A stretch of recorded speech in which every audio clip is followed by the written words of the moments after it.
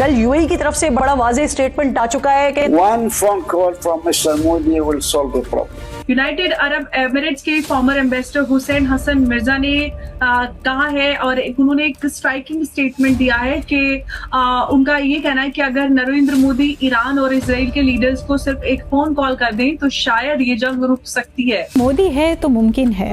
जब 1.4 अरब का देश बोलता है तो दुनिया सुनती है। इकबाल ने क्या कहा था, हम बुलबुलें हैं इसकी, ये गुलसिता हमारा, सारे जहां से अच्छा हिंदुस्तान हमारा। मेरे बुजुर्गों, भाई और बहनों, अगले आने वाले चंद दिनों में तेल की कीमतें फिर बढ़ेंगी। ये मोदी कहते हैं कि वो काम कर रहा है कि बजाय अपनी जाती मफादात के, अपना जाती फायदा देखते हुए वो कौमी मफाद देख रहा है, कौम का फायदा देख रहा है। मोदी जी की जो डिप्लोमेटिक क्रेडिबिलिटी है, चाहे मिडिल ईस्ट की बात करें यानी कि वेस्ट एशिया, जो हमारा वेस्ट एशिया है वो काफी स्ट्रांग है।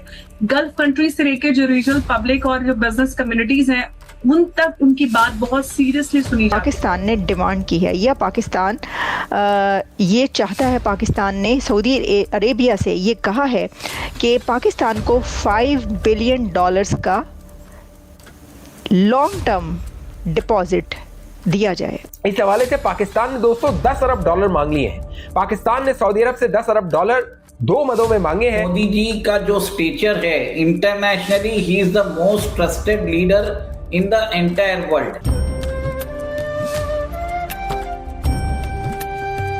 यूनाइटेड अरब एमिरेट्स के फॉर्मर एम्बेसडर हुसैन हसन मिर्जा ने कहा है और उन्होंने एक स्ट्राइकिंग स्टेटमेंट दिया है कि उनका ये कहना है कि अगर नरेंद्र मोदी ईरान और इजराइल के लीडर्स को सिर्फ एक फोन कॉल कर दें तो शायद ये जंग रुक सकती है। यानी कि प्रधानमंत्री मोदी की इस पूरे कॉन्फ्लिक्ट के बीच में पीस मेकर की भूमिका को लेकर इन्होंने ये बात कही है। और जो मिर्जा है उनके मुताबिक मोदी जी की जो डिप्लोमेटिक क्रेडिबिलिटी है, चाहे मिडिल ईस्ट की बात करें यानी कि वेस्ट एशिया, जो हमारा वेस्ट एशिया है वो काफी स्ट्रांग है। गल्फ कंट्री से लेकर जो रीजनल पब्लिक और जो बिजनेस कम्युनिटीज हैं उन तक उनकी बात बहुत सीरियसली सुनी जाती है। तो ये स्टेटमेंट तब आया है जब ईरान यूएस इजराइल जो कॉन्फ्लिक्ट है वो रैपिडली एस्केलेट हो रहा है। फरवरी के एंड से शुरू हुआ और अब जो मिलिट्री कॉन्फ्रंट्रेशन है पूरे ही रीजन में ये फैल चुकी है और पूरा रीजन इससे हिला हुआ है। मिसाइल को हम देख रहे हैं कि जहां पर हर तरफ मिसाइल गल्फ कंट्रीज में पहुंच चुके हैं और ऑयल प्राइस जो है वो आसमान छू रहा है। ग्लोबल मार्केट पर इसका पूरा प्रेशर बढ़ रहा है। हर तरफ हम देख रहे हैं कि अनसर्टेनिटी और लोगों के बीच में बहुत ज्यादा एक डर का माहौल बना हुआ है। उनको लग रहा है कि एक भयावह स्थिति हो सकती है। तो अब इस पूरे स्टेटमेंट को लेकर सवाल के प्रधानमंत्री मोदी की जो भूमिका को लेकर कहा है, क्या प्रधानमंत्री मोदी ऐसा करेंगे और इस पूरे महायुद्ध में शांति स्थापित लाने में अपनी भूमिका निभाएंगे? तो इस पर बहस या इस आज की जो चर्चा इसी पर रहेगी और इस पर बात करने के लिए मेरे साथ मौजूद है उमेश जी। उमेश जी, स्वागत है आपका। जय हिंद, नमस्कार। जय सिया राम अंबर जी। जय सिया राम उमेश जी। उमेश जी, जो ये स्टेटमेंट आया है, आपको लगता है कि क्या सच में एक डिप्लोमेटिक इंटरवेंशन से इस वॉर को रोका जा सकता है और वो भूमिका प्रधानमंत्री मोदी निभा सकते हैं?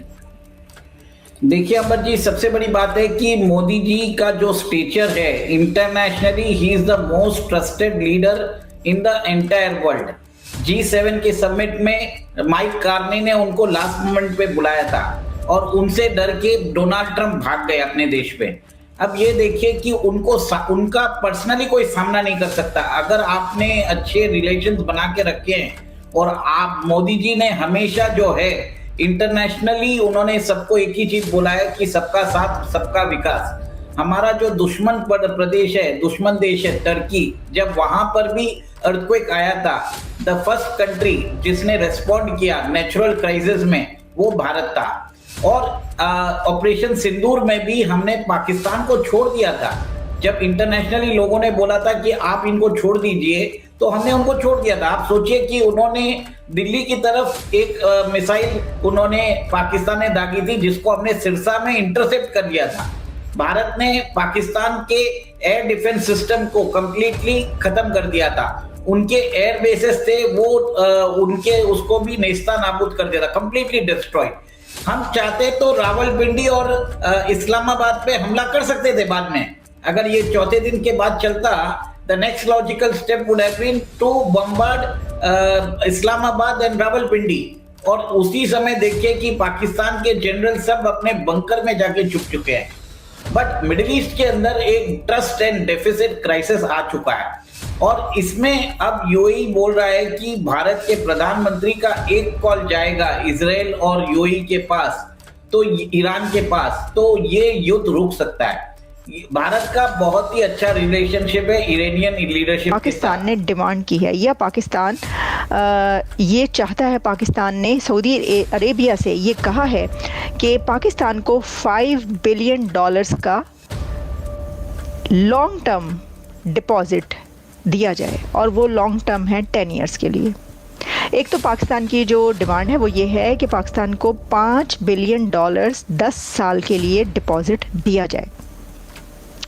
पाकिस्तान ने 8 दरखास्तें रखी हैं सऊदी अरेबिया के सामने और उन 8 दरखास्तों में से अभी 2-3 सामने आ रही हैं जो मैं आपको बता रही हूँ। इसमें एक तो जो मैं आपको बता रही हूँ वो है कि according to official sources Pakistan, अच्छा ये डेली न्यूज़ इस वक्त मेरे सामने है, खैबर न्यूज़ भी है और कई और ऐसे हैं दी न्यूज़ भी जिसमें कि ये पब्लिश हुआ है।